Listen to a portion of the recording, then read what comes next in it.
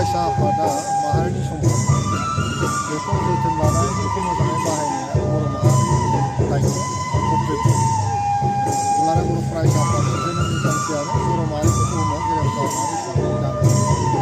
बे मिजिंखौ लानानै दिनैसिम जागायनायनिफ्राय मावगासिनो दङ, इयुनावबो मावलांबाय थागोन। दुलाराय बर' फरायसा आफादाव थानानै गोबां बर' सुबुङा गोबां रोंबोबाय, समाजनि खामानि मावनो सोलोंबोबाय। दिनै राजनिति फोथाराव थांनानै दिनै गोबाङानो राजनिति दैदेनगिरि जालांबाय, जोंनि देशनि दैदेनगिरि जालांबाय। बे मोनसे सर्स अफ फैबाय थानाय समावहाय जाथि जानायनि मोनसे सर्स। गतिके दुलाराय बर' फरायसा आफादखौ जोथोन लानाया बयनिबो दायित्व, बयनिबो दायित्व। दुलाराय बर' माहारिखौनो खावलायो जे दुलाराय बर' माहारिया बयबो जायखि जेरावखि थाया मानो दुलाराय बर' फरायसा आफादखौ जोथोन लानांगौ, खामानि मावनांगौ, मदद होनांगौ। बोसोरफ्रोमबो बिथांमोना बोसोरारि जथुम्माखौ बोसोरनि गेजेराव सावरायनाय जायो। मा मा मावनाय जाखो, मा मा मावनो हाबावखो, फैबाय थानाय समाव मा मा मावगोन। बे गासैबो सावरायनाय बाथ्राफ्रा जाथि दानायनिनो बाथ्रा। ओंखायनो बे गोबां मोनसे थासारिनि गेजेरजों खामानि मावलांनो नाजाबाय थानाय जायो। दिनैबो चिरां जिल्ला दुलाराय बर' फरायसा आफादा साननैनि हाबाफारि लानाय एबा सानथामनि हाबाफारि लानाय बेबायदि खामानि मावबाय।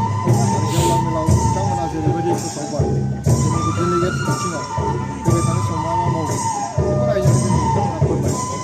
बेबायदिनो जोंनि जाथि दानायनि खामानिया सोलिलांबाय। आं गोलाव बाथ्रा जोंनि गेजेराव सावरायनाय जायो। बेवहाय जोंनि बिटिआरनि बिटिसिनि चिफ प्रमद बर' बिथाङाबो फैदों। बिटिसिआ दासिम मा मा मावनो नाजादों, इयुनाव मा मावलांगोन बेनि बागैबो फोरमायनाय जाबाय। दुलाराय बर' फरायसा आफादनि आफादगिरि बिथाङाबो बे आफादनि जेखि थांखि आरो नोजोर बेखौ लानानै गासै गोबां बाथ्राखौ दिनै फोरमायनाय जाबाय। आं अभारअल नायबोबा ओंथि गोनां जादों। रायजो आफाद जथेस्थ' गोनां बाथ्राफोरखौ सावरायनो होननानै आं सानो। सार नुनो मोनो जे माखासे समाव माखासे दिनफोराव दुलाराय बर' फरायसा आफादखौ माखासे सुबुंफ्रा बखिनाय, सोंखारिनाय, नोंथांनाव दुलाराय बर' फरायसा बै समनि बारग' आफादगिरि बोसोरगिरि हिसाबैबो खामानि मावदोंमोन, दायो पलिटिक्सआव दङ बिबान हिसाबै। दा नाथाय माहारि आफादफोरखौ मानो थाखाय बेबायदि सोंखारियो, मा जाहोननि थाखाय सोंखारियो बिथांमोन? माहारि आफाद दुलाराय बर' फरायसा आफादखौ सोंखारिनायनि ओंथिखौ आं नागिरबावो।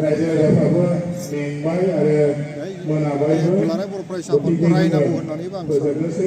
सोरबा राजखान्थि हान्जायाव दङ, राजखान्थिनि फोथारा आलादा, दुलाराय बर' फरायसा आफादनि खामानि मावनायनि फोथारानो आलादा आरो बेहाय उद्देश्यफ्रा आलादा। दुलाराय बर' फरायसा आफादाबो जाथि दानायनि खामानिखौ मावलांबाय थायो। राजनिति हान्जाफ्रा जाबाय नों राजनिति पावारखौ लानानै रायजोनि खामानि मावो। बेवहाय आरो दावराव जानांगौनि मा खोथा दं?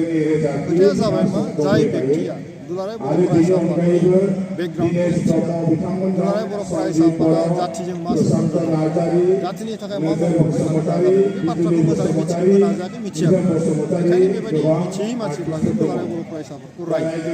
आरो दिनैसिम जोङो नुदों जे जाय बेक्ति एबा संगठना दुलाराय बर' फरायसा आफादखौ ओरैनो ओंथि गैयालासिनो मुं सुदों, रायदों बा धंस' खालामनो थाखाय षड्यन्त्र खालामदों, बेबायदि बेक्ति आरो संगठना खुनुदिन देरहाबोबाय आरो देरहानायबो नङा।